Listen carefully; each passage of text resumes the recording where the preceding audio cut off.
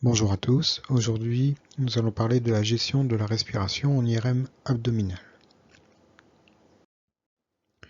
Donc pourquoi un tel sujet? Avec l'expérience on voit une recrudescence des reprises d'examen, ce qui correspond à une perte de temps pour les patients, surtout quand il s'agit par exemple d'un cancer du pancréas. Il faut aussi éviter les multiplications des injections. C'est un allongement bien sûr de la prise en charge du patient, puisque dans certains services nous avons 3 mois d'attente. C'est un coût pour la Sécu. Et ça entraîne également une méfiance des patients vis-à-vis des pratiques en imagerie et une inquiétude accrue sur leur pathologie. Ils se demandent pourquoi je leur fais, est-ce que c'est grave. Alors pourquoi ces reprises au sein de notre service? On peut éventuellement penser au manque de connaissance des possibilités de la machine. Ça peut être aussi dû à un manque de formation et d'information de la part des constructeurs. Après, il y a une certaine lacune en physique IRM chez les manipulateurs. Et souvent, sur les nouveaux manipulateurs qui sortent, c'est peut-être dû au système LMD où une fois le module IRM terminé, en fait, on s'en moque un peu. Et aussi une demande de la part des radiologues d'une accélération d'examen.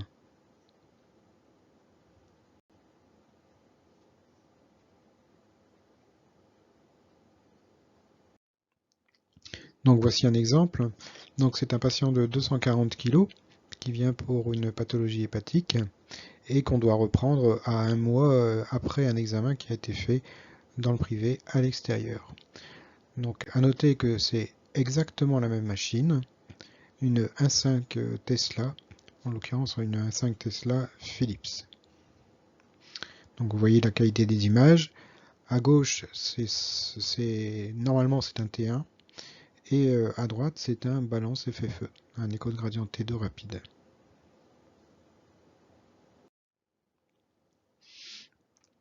Donc le patient est revenu, donc à gauche vous avez l'imagerie qui a été faite à l'extérieur et à droite l'imagerie qui a été faite donc chez nous sans apnée et sans trigger respiratoire. D'emblée, on peut remarquer un mauvais choix au niveau du poids du patient, parce que là il est indiqué 75 kg alors que celui-ci fait 240 kg. Ici on peut également remarquer que la matrice est inférieure à celle que nous utilisons. Donc non seulement les images sont de meilleure qualité, mais en plus la matrice est supérieure. Donc d'emblée, on se dit, à mon avis, au CHRU, ils prennent leur temps. Et en regardant dans les images les données d'ICOM, on s'aperçoit que le temps complet de l'examen en extérieur a été de 22 minutes et l'examen complet chez nous, pour avoir une qualité d'image correcte, a été de 23 minutes. Donc une minute supplémentaire pour avoir un examen interprétable, ce n'est pas négligeable.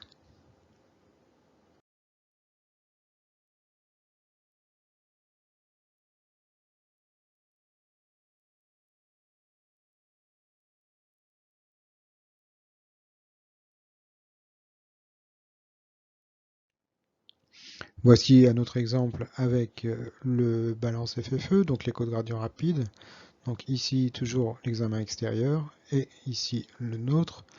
On retrouve une matrice plus élevée donc chez nous, parce que là on est à 341 alors qu'on est à 214 et surtout une épaisseur de coupe. Ici c'est quand même du 7 mm alors que là c'est du 5 mm, toujours sans apnée et sans trigger respiratoire.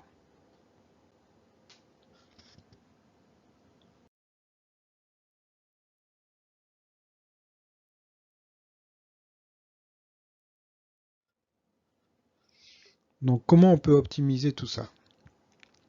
Le problème vient que la respiration du patient entraîne le mouvement de tous les organes abdominaux, comme on peut le voir sur la petite animation ici.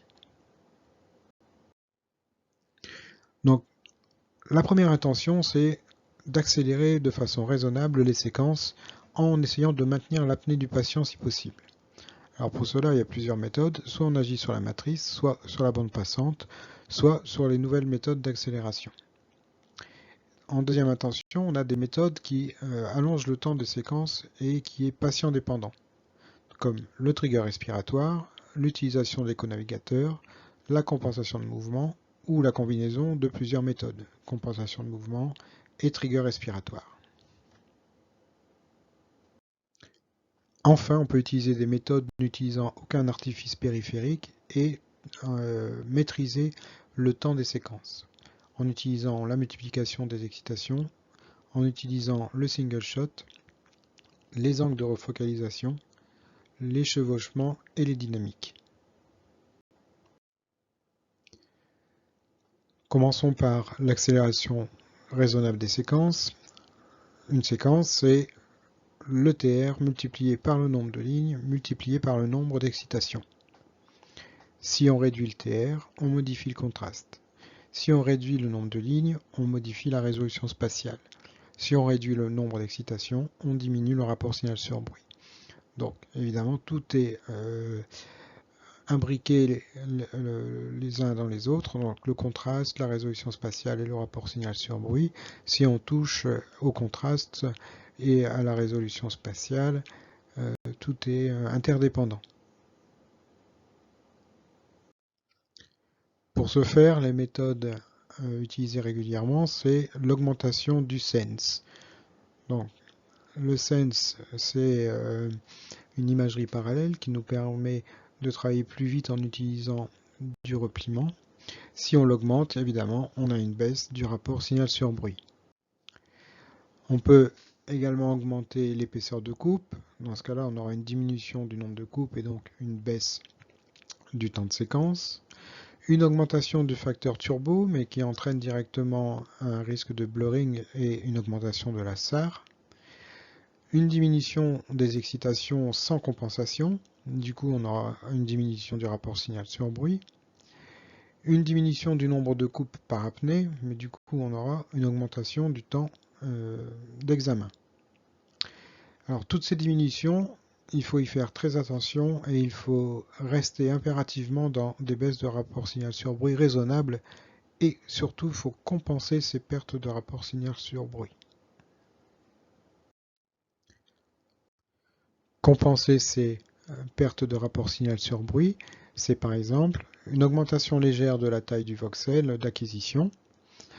On augmente la taille du voxel, donc forcément on augmente le rapport signal sur bruit. Du coup, on pourra diminuer le nombre d'excitation ou augmenter le facteur turbo ou augmenter le facteur sense ou faire un medley parce qu'on aura gagné du rapport signal sur bruit. Et du coup, on pourra avoir une diminution du temps d'acquisition. Donc, ce qu'il faut retenir, c'est d'abord essayer de gagner du signal pour pouvoir ensuite jouer sur d'autres paramètres pour faire diminuer le temps d'acquisition.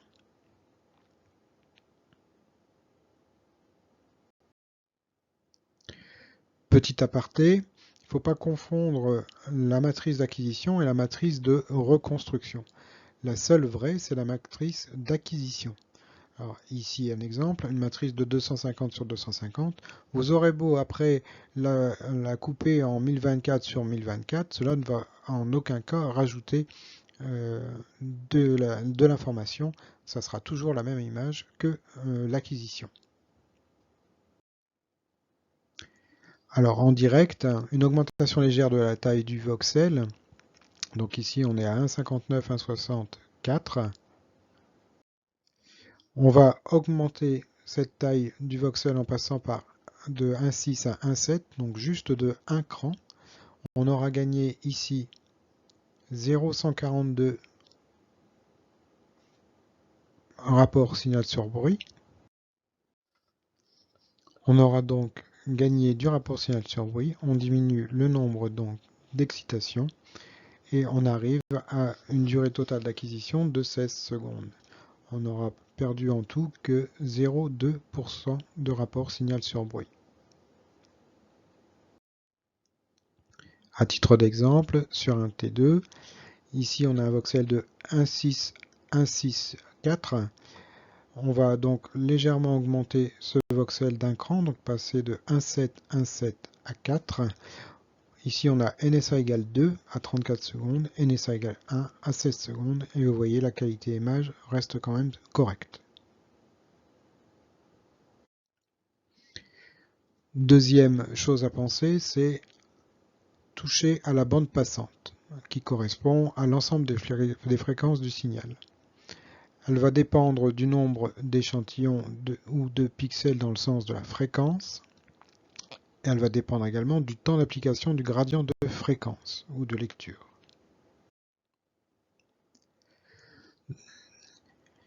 Ici, quand on a un nombre, une grande bande passante, cela veut dire qu'on a un gradient de grande amplitude et un petit temps de lecture. Quand on a une petite bande passante, on a une petite amplitude et un temps de lecture plus long. Donc si on diminue la bande passante, on aura un temps de lecture plus long avec une baisse de l'amplitude du gradient de lecture. Donc si on augmente le temps d'écho, nous allons augmenter le rapport signal sur bruit.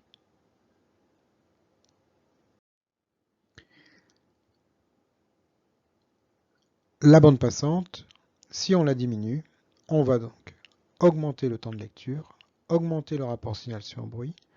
On a donc plus de signal qu'on va pouvoir utiliser pour baisser le nombre d'excitations, augmenter le facteur turbo, ou augmenter le sense, ou faire un medley, et du coup, là encore, une diminution du temps d'acquisition, tout en maîtrisant la baisse de rapport signal sur bruit. A noter que si on descend trop la bande passante, on risque d'augmenter le déplacement chimique.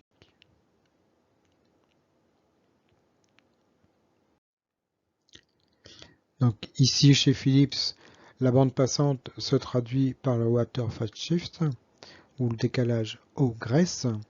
On va jouer sur le pixel.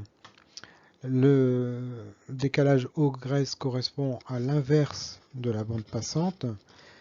Ici, nous avons un pixel de 1 avec une durée d'acquisition de 35 secondes et un rapport signal sur bruit à 100. On va passer à un pixel de 2. On arrive à gagner pratiquement 0,3% de rapport signal sur bruit. Nous allons donc pouvoir utiliser ce pourcentage gagné pour diminuer le temps de séquence. Donc on avait dans cette série NSA égale 5, on va pouvoir passer à 3 et donc avoir une durée d'acquisition qui tombe à 24 secondes.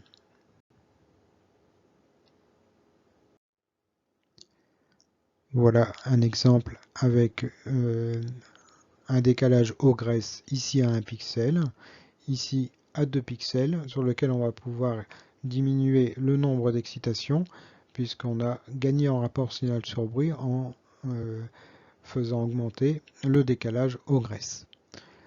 Donc ce que l'on remarque en faisant ce système, c'est que on a une légère augmentation du décalage chimique et on rajoute un peu de bruit. Un autre exemple ici avec un Dixon.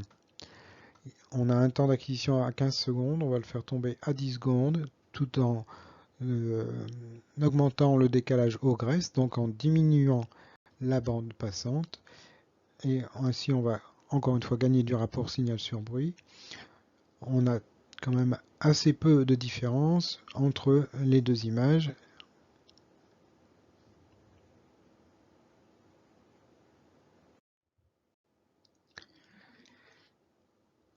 Toujours dans les accélérations raisonnables des séquences, il y a l'arrivée de nouvelles méthodes d'accélération. Donc ici par exemple c'est le compress sense.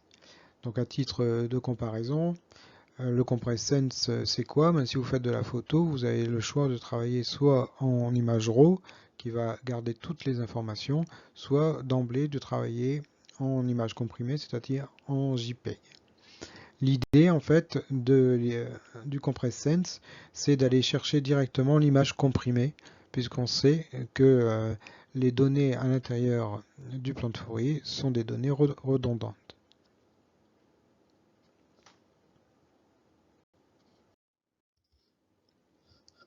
Donc ce compress sense, il est basé sur la redondance des informations contenues dans les signaux. Toutes les données ne doivent donc pas être acquises puisqu'on les aura plusieurs fois.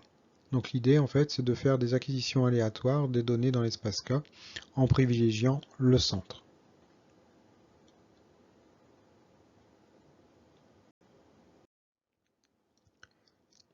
Voici quelques images utilisant le compress-sense, où ici on a une Billy 3D qui va durer 4 minutes 09, et en mettant un compress-sense à 9, on arrive à 1 minute 45. Un autre exemple avec le balance en coronal. Ici, on a un compress-sense à 2 qui va nous permettre de travailler à 29 secondes.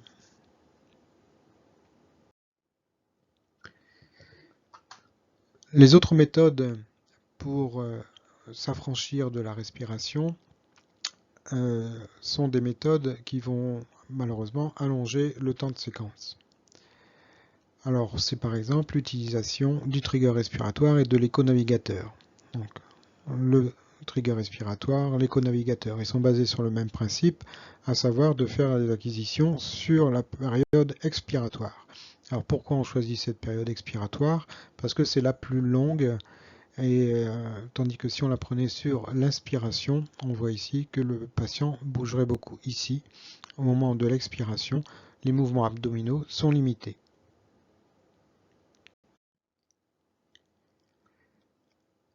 Voici des exemples avec le trigger respiratoire ou l'éco-navigateur, et ici avec l'apnée. On remarque quand même qu'avec le trigger, on a quand même des artefacts, notamment ici un artefact de flux. Si on compare pour avoir 10 coupes, on a en fait un temps de séquence calculé par la machine de 1 minute avec le trigger ou l'éco-navigateur, tandis que avec l'apnée, évidemment, on va tomber à 12 secondes.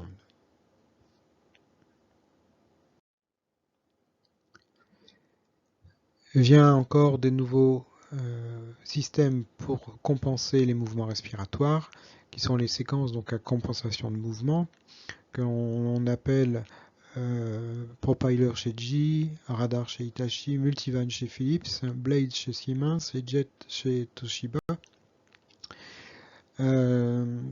Tous ces acronymes, toutes ces séquences sont basées sur une technique de remplissage de l'espace K qui est non cartésien. C'est une technique qu'on pourrait appeler de remplissage par bande. En fait, l'acquisition va se faire par bande. Il faut imaginer ici le fauve et l'acquisition va se faire avec des bandes. Vous voyez bien qu'au centre ou dans le cercle jaune, on va passer plusieurs fois au même endroit et la machine, grâce à un algorithme, va faire un moyen-âge des différents passages de la machine. Donc c'est une acquisition d'un profil de coupe en mode radial selon un algorithme. Il faut faire attention, mais de ne pas trop multiplier les bandes, sinon on a un risque de blurring au centre de ces séquences. À noter également que plus on augmente le nombre de bandes, plus on va augmenter le rapport signal sur bruit. Donc si vous augmentez le nombre de bandes, vous pouvez également diminuer le nombre d'excitations.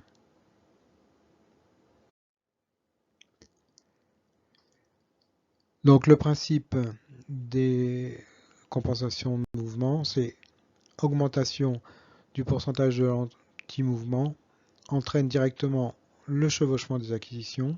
On va augmenter du coup le rapport signal sur bruit. On va pouvoir diminuer le nombre d'excitations et ainsi diminuer le temps d'acquisition et maîtriser l'apnée.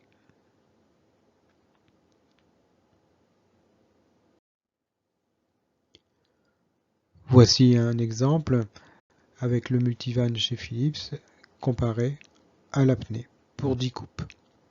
On a quand même 1 minute 22 contre 12 secondes en apnée. Par contre, si on a du temps, cette méthode est très fiable avec un trigger en plus. Chez nous, 90% des séquences en T2 sur les reins sont d'excellente qualité, comme vous pouvez le voir sur l'animation juste à côté. et ceci en axial.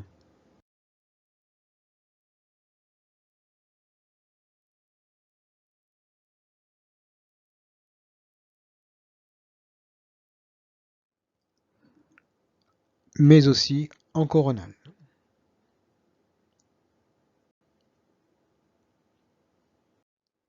On peut utiliser aussi ce système, donc le couplage de la compensation respiratoire avec le trigger respiratoire, pour faire des séquences zoom sur des parties anatomiques qui ne sont pas toujours simples à voir, comme par exemple ici le pancréas avec une lésion ici. On peut s'attarder aussi sur des lésions plus petites kystiques avec ce type de séquence.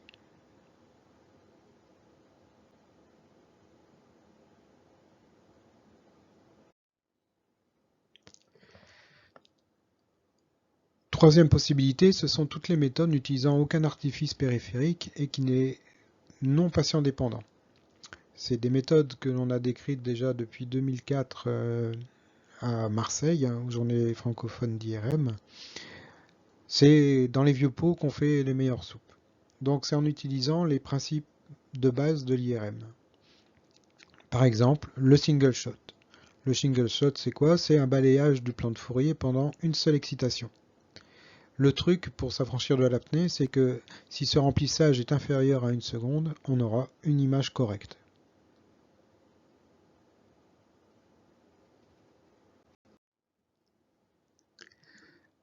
Autre astuce, c'est la multiplication du nombre d'excitations. Donc c'est basé sur le moyen-âge des séquences. On va faire plusieurs échantillonnages de la même coupe et la moyenne de ces échantillonnages donne une image. Et vous voyez sur l'image de droite la netteté ici avec deux acquisitions, un moyen-âge et l'image calculée.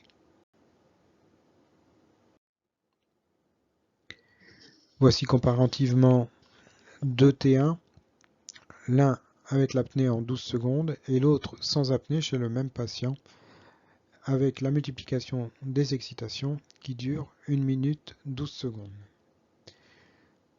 Ce qui est intéressant dans ce type de séquence, c'est que l'on maîtrise le temps, puisque ces 1 minute 12 secondes ne seront pas patient dépendants. La séquence durera 1 minute 12 secondes, quoi qu'il arrive.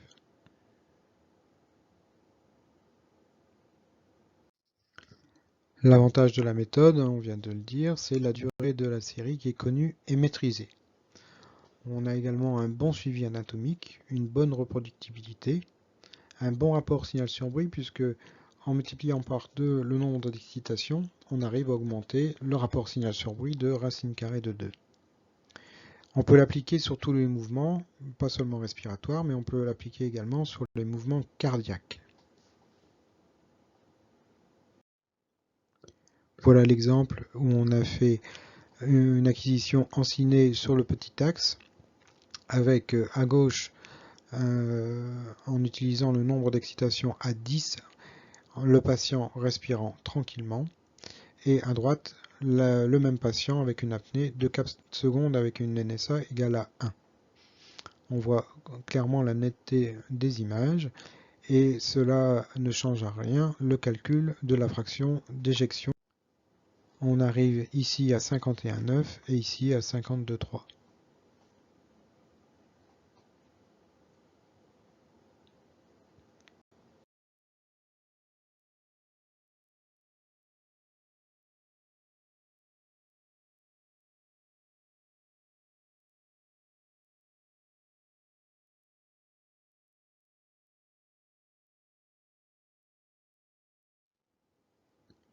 Autre méthode n'utilisant aucun artifice, c'est l'angle de refocalisation.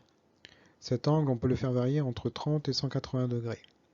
Donc ça se fait après un modèle en spin echo que l'on va coupler avec un single shot T2, ce qui va nous permettre d'aller faire un T2 extrêmement rapidement. Voici un exemple. Donc on est bien en TSE, single shot. On va faire une série en 30 secondes avec un angle à 125 degrés.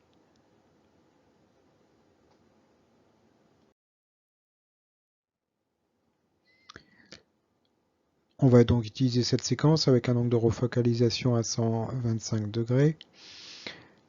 Voilà, sans apnée, donc le patient respire librement.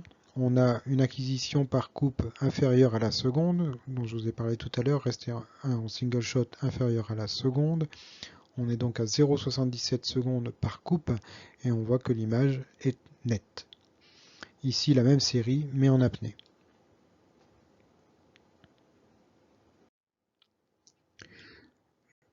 L'angle de refocalisation a certains avantages. Donc, c'est une rapidité par baisse du TR, une réduction possible de la SAR, une réduction de certains artefacts, notamment du flux, et une faible baisse du rapport signal sur bruit qui reste raisonnable. L'inconvénient, c'est qu'il y a l'apparition de nouveaux artefacts si l'angle est trop réduit, et il y a une baisse du rapport signal sur bruit si l'angle est trop réduit. Par exemple, ici, on a un angle de refocalisation à 180, on a un rapport signal sur bruit à 100 pour une durée de 12 secondes.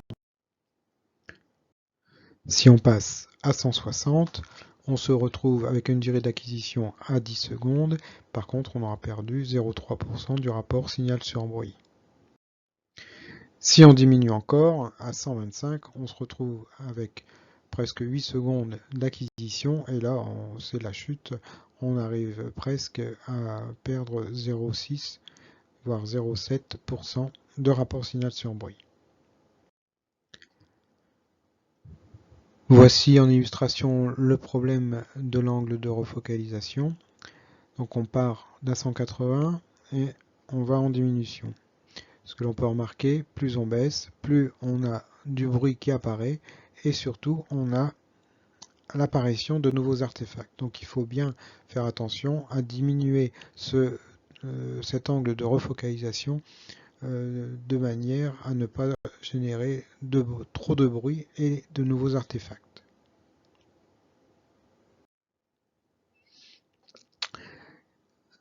Une application pour cet angle de refocalisation, c'est par exemple ici une entéro-IRM réalisée sans apnée, mais en utilisant ce T2 avec un angle de refocalisation à 135.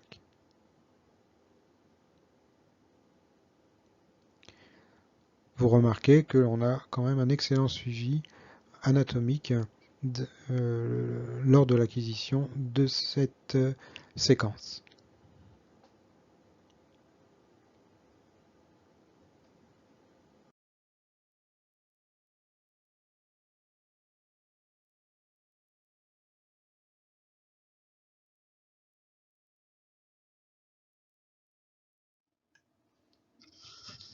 Autre méthode non patient dépendant, on a la possibilité également de faire chevaucher les coupes, de faire un espacement négatif tout en laissant le patient respirer normalement.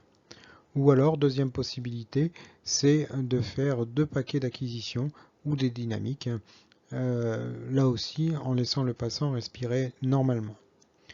Les avantages, c'est qu'on a alors un meilleur suivi en respiration libre de l'anatomie. Par contre, l'inconvénient, c'est forcément un doublement du temps d'acquisition.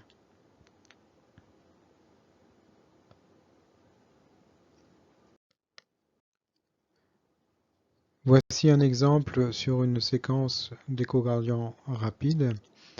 Ici, la séquence réalisée en apnée et ici, la séquence réalisée en mode chevauché, donc en espace négatif.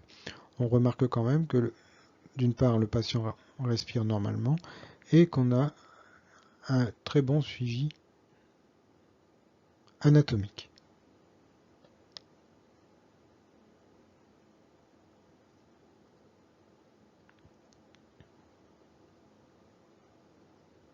En conclusion, on peut donc dire que la maîtrise de l'apnée est importante. Il faut savoir faire disparaître cet artefact dû à la mauvaise apnée.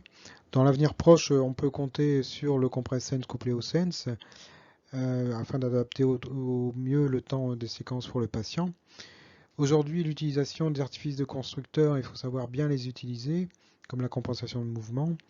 Vous avez vu que l'utilisation des anciennes méthodes est toujours au goût du jour.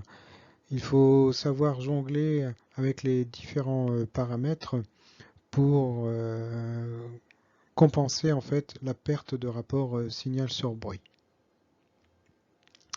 Donc le tout, c'est de savoir doser tous les petits ingrédients pour arriver à des séquences correctes et rendre un examen correct.